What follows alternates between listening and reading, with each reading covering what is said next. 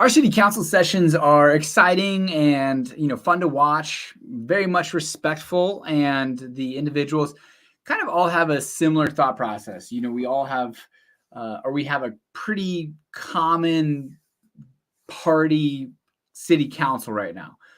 That being said, our friends to the south, Loveland, had a spicy city council meeting.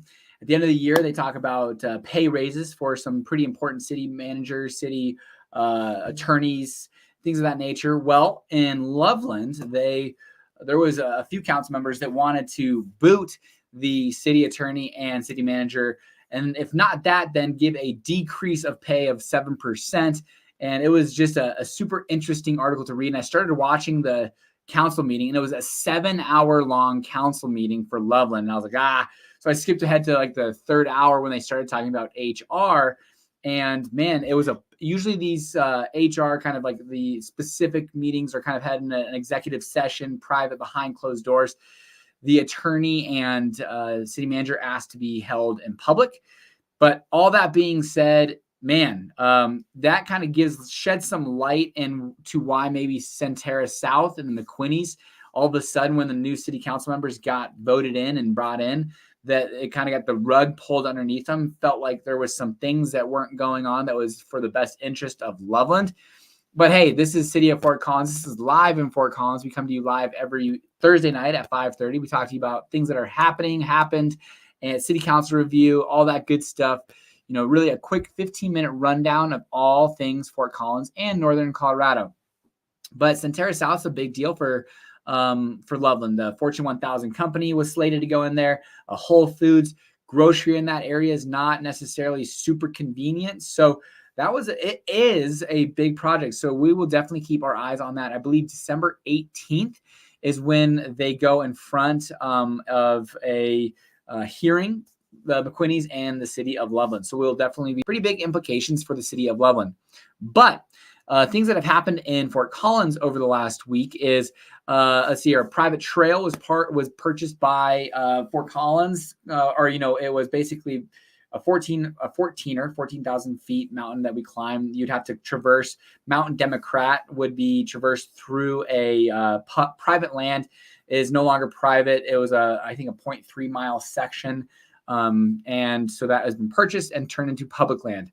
Additionally, a trail system will be built between the Inlet Bay and South Bay, which will be kind of a super fun thing for folks that enjoy spending time at Horsetooth Reservoir, that they can then walk along, not have to go onto streets or any type of busy roads, but can walk along a trail system from one bay to another to go have fun with each other.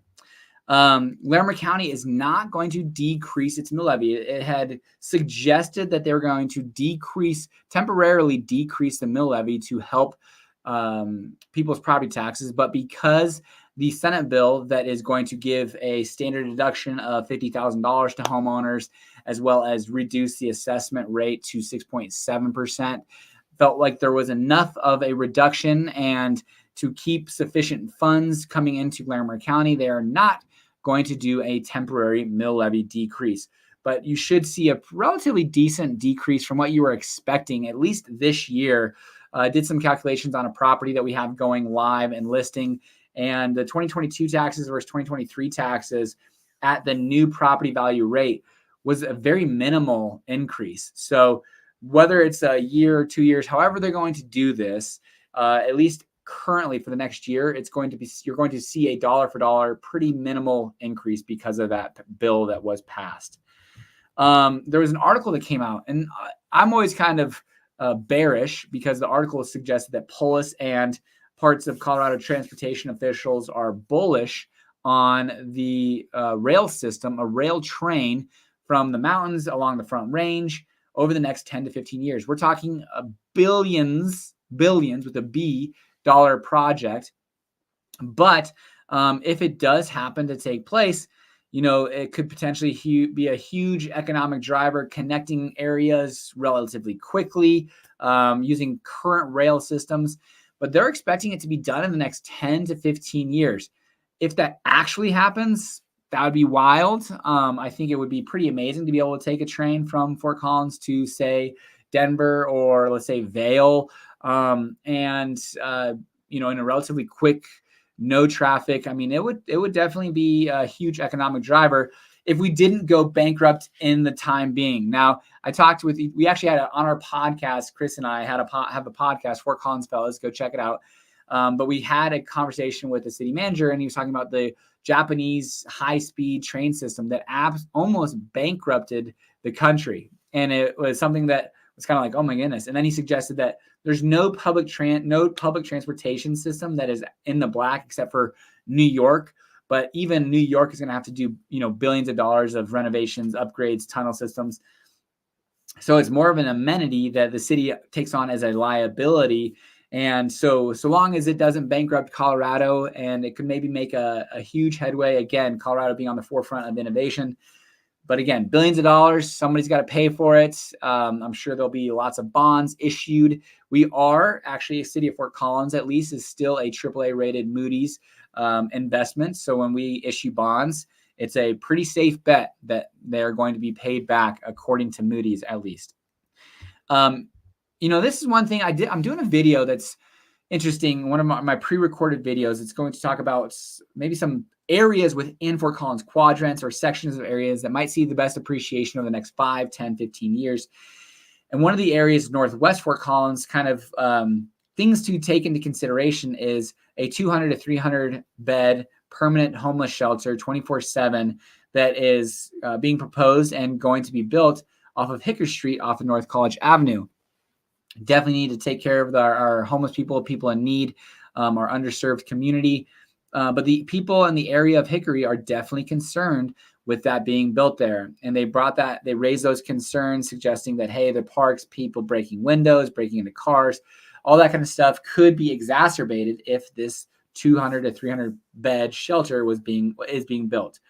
It's going to be built somewhere, and where it actually ends up being built and how and where, all that good stuff will be determined. But the people over off of Hickory, there was 200, there's going to be a 200 to 300 bed homeless shelter 24/7 built. And it looks like it's going to be built over off of Hickory and College Avenue. But things that you can do this weekend, go check out, you can drive through Old Town, which is absolutely gorgeous. We're getting close to holidays. I may be on here live next week and the following week, but I'm also going to visit family. So we might be taking a couple of weeks off. But with all that being said, take a drive through Old Town Fort Collins, take a drive through Loveland. There's some really great places within Fort Collins that you can go explore. But the Champugnu Sculpture Park in Loveland is open 5 to 9 p.m., has amazing lights. But just go explore northern Colorado and some of its amazing lights.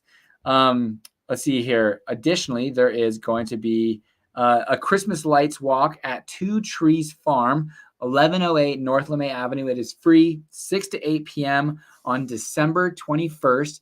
But they are asking for a donation of $5 that would go to respite care this year. Now let's jump into what happened at City Council. There was a Lamar County Health Department, kind of its community report, and then also our City Council kind of review. In a 2-year term, they had their City Council review because it's kind of a switching over of terms. But jumping in, there's some things that are definitely important, and there's underserved communities here in Fort Collins, Lamar County. 1 in 8 kids in Lamar County go to bed hungry. And Beef Sticks for Kids, a buddy of mine, Dan Byers, runs a great nonprofit that puts together backpacks for kids. If you don't know about it, go check it out. But 1 in 8 kids go to bed hungry in Lamar County. Things that are definitely of interest are of concern: housing, the food insecurity, inflation, and this impacts people's health. If you're stressed and you don't know where your next meal is coming from, or if you don't know where you're sleeping that night, obviously those are going to contribute to stressors and potential immune system deficiencies and disease. So definitely they are paying attention to these types of things. There are over 80 reportable diseases in Colorado. The air quality is definitely of utmost importance in Lamar County. Things that they are doing to kind of address air quality is they have, I think, one camera infrared camera to monitor ozone and VO. I can't think of the dang name right now, but sorry.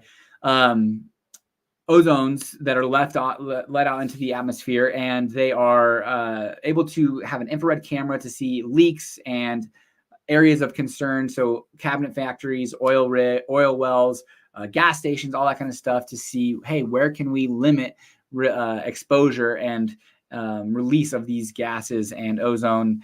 And additionally, they are going to be having 3 monitoring stations in Larimer County. I think it's Loveland, Timnath, and Fort Collins, and they should all be up and running by our high season, which is low wind and during above 90-degree days, so during our summers. Additionally, they have got they're working on things like gas to electric mowers, and even though that sounds small, it could be significant. 75% of our issue as far as our ozone and air quality in northern Colorado, Larimer County, is due to traffic. So that's going to be definitely a big priority. I'll get to this here shortly, but we had our first electric bus released into the fleet system this last year. So, additionally, other things that happened was there's a pilot program, TAC 212, Teen Activity Center. So people who are experiencing issues, mental health issues, whether it's at home or at school, have a safe place. And this is just kind of for teens, and it's just a safe space. It's a pilot program, but they're excited about that. Let's see here. Right now, one of the things that they suggested was there's an epidemic of loneliness across the United States and definitely within Larimer County. So get out there, enjoy your community, build friendships, build relationships. Don't get stuck in that phone, in that social media, whatever that is. Get out and go enjoy family and friends as much as you can. City council term is coming to an end. So their council priorities. I'm going to share my screen here so you can kind of look. There are 31 council priorities. And they kind of said complete, significant progress, ongoing. But we can kind of go through a few of these. Tree planting subsidiary, let's see here, recovery plan, gender equity and sales tax, policy statement addressing animal cruelty, access funding for parks. We just passed the city sales tax. That's going to give direct funding for that. Significant progress. Circular economy plan. We talked about, I believe we talked about it, or we'll be talking about it soon. The economic health plan of Fort Collins, circular rather than kind of linear. Let's see here, help bird species recover, attract and retain talent. And then ongoing homeless initiative. That's going to be not a problem, but something that we need to address and focus on for a long time. Implementation of 15-minute city. Again, those are kind of you can walk or ride a bike to your grocery, work, all within 15 minutes of where you live. And so those are kind of the 31 city council priorities where they are focusing on, and we'll have some new priorities because we've got some new council members coming in, starting in the new year. All right. And then let's go kind of over some stats that were kind of interesting. We have 6,000 volunteers a year in Fort Collins, and which creates, which is essentially equates to about 45 full-time employees is what 6,000 volunteers equates to. City of Fort Collins has a reach of 286,000 people through their social media platforms, which is, when I heard that, I was like, nah, I don't think so, because one of the big hubbubs of the land use code was outreach. And I'm like, all right, well, clearly there's people who feel like they don't know. We have a population of 180,000 people, but yet we can reach 286,000 people through our social medias. Either our social media manager or whoever needs to, get a kick in the butt, but there is a reach there that's available that we need to access and utilize a little bit more, especially on big things, big to-dos like the land use code, land development code. We only had 500 people reach back and feedback on posting, our mail card posting that cost, I don't know how many thousands of dollars, tens of thousands of dollars, but maybe let's use these platforms that we've already built an audience on. And anyways, 286,000 people. 2021 to 2023, we added 411 new affordable homes. And I believe those might be deed restricted. And then we also preserved 176 affordable homes, renovations, updates, things of that nature. We opened up new parks, Sugar Beet, open space work, Bobcat Ridge. First battery bus came online. Let's see here. We continue to hold household hazardous waste events. The Vine and LeMay overpass, the Linden Street conversion. If you haven't checked that out, go check that out. We did bring on a new city manager, Kelly DiMartino. I think she's doing a pretty good job. Let's see, we completed our connections build out, our broadband gigabyte internet service. We completed that. I know there was a lot of issues over budget, all that kind of stuff, but now every house in Fort Collins, city of Fort Collins proper, has internet connection through connections. And if you're not on it, I would check it out. I love it. I'm sold. Let's see here. Conserved over 71,000 acres and 52 natural areas. Now this is over our history of city of Fort Collins. We have 71,000 acres of open space and 52 natural areas. And we've painted our 400th transformer. I was in a car with an individual and they suggest, man, it's so cool. You guys paint your electric transformers. And I said, yeah, I think we've done like 350 or so. Correction, we've done over 400 transformers. So that was kind of it in a nutshell on city council. They did also talk about social sustainability and at-risk areas. And I think we're addressing those within Lamar County. But overall, City of Fort Collins, City Council, I think they're doing a pretty good job. I'm excited to see where we go. And keep an eye on this petition, or it's basically arguing that the petitions that were signed aren't valid. And they have 10 days to get that all sorted. And we'll be keeping a close eye on that, because from there, I wonder where it goes. This is Patrick Sukup, live in Fort Collins every Thursday night at 5:30. Thank you for joining. Until next time, guys, take care.